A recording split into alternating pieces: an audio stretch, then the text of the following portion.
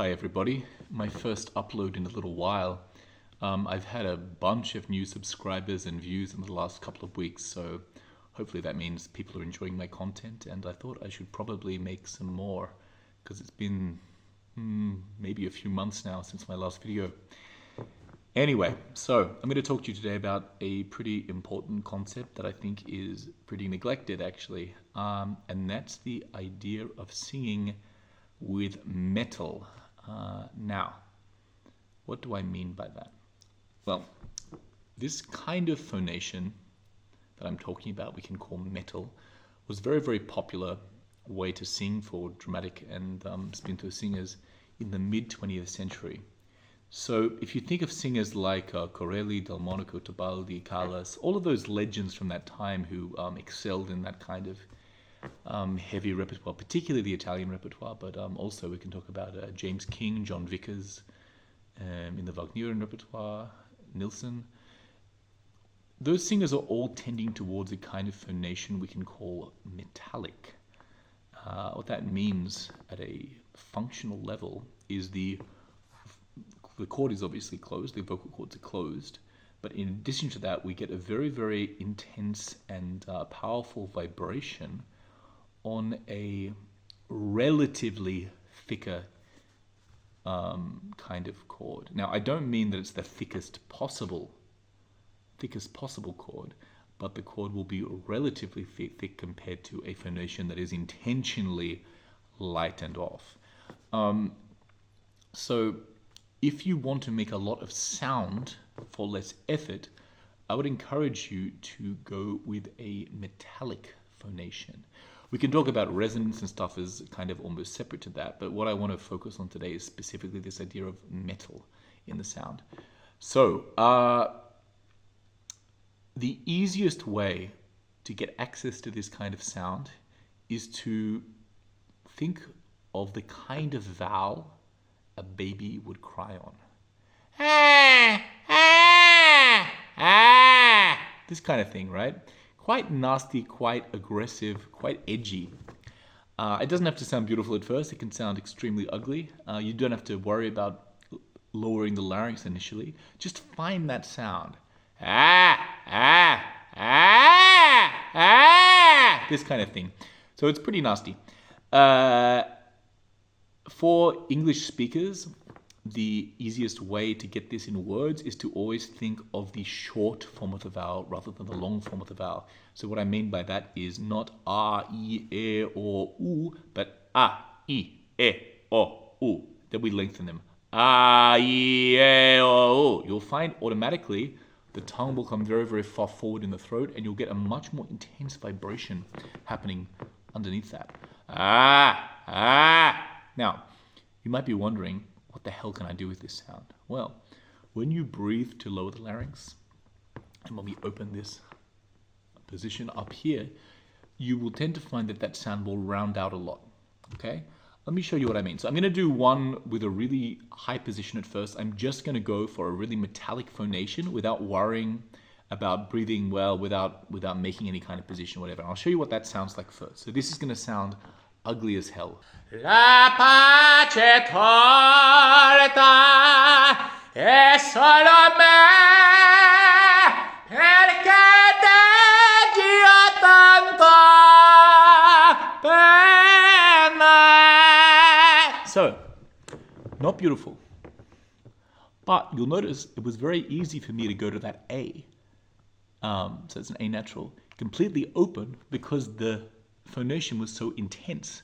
So that phonation is not allowing a huge amount of air to pass, and the acoustic intensity of that vibration is also helping to keep the breath down. So it's actually contributing to the support a lot in that sense. We're not having to work as hard in the body in order to sustain the arpeggio. I hope that makes sense to you. Anyway, so now I'm going to breathe underneath that and lower the larynx, open the jaw a little bit different, and see if you can hear a difference in the sound. It should round out a lot. La pace tolta è solo me perché deggio tanto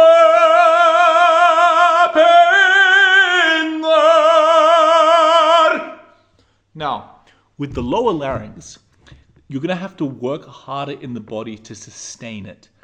But it will still be very, very easy at the level of the vocal cords.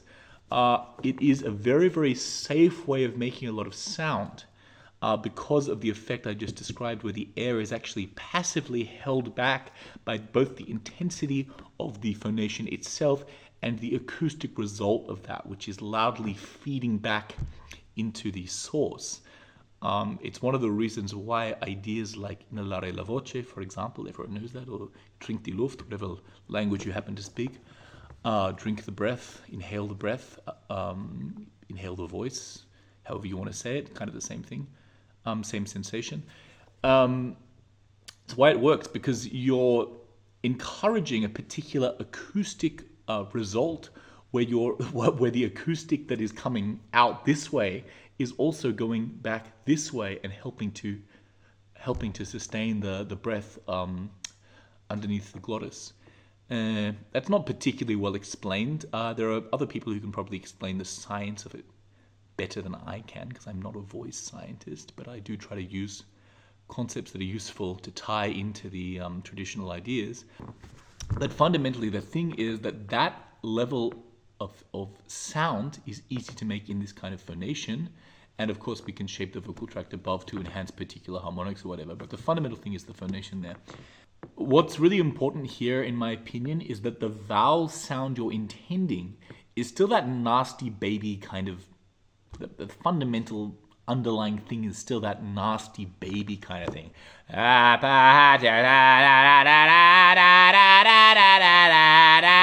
Every vowel's like that. La pace tolta e solo a me, perché leggi tanto penar. Yeah, that's still the underlying sound. But the lengthened vocal tract from the breath, i.e. lower larynx, and opening the jaw like this, which gives you more space inside here above the larynx, that's going to change the acoustics of the sound quite a lot and give you a lot of warmth and roundness. You'll have, in other words, kind of chiaroscuro, right? Crazy brightness and crazy darkness balancing each other out at the same time. For women, this is possible in the lower part of the voice, actually all through the middle voice it's possible. When you get to the top, we're talking what we typically call the higher passaggio, a metallic sound is not really possible anymore, technically speaking, because the vibrationary pattern doesn't exist anymore beyond a certain point, because the chord just has to stretch too much to make the pitch well. But it is the same kind of intention of vowel, something in that direction will still get you a nice phonation for the high notes as a woman. Anyway, just a short video today on something I think is really super important, and I hope it made sense to you. Won't work equally well in all repertoire.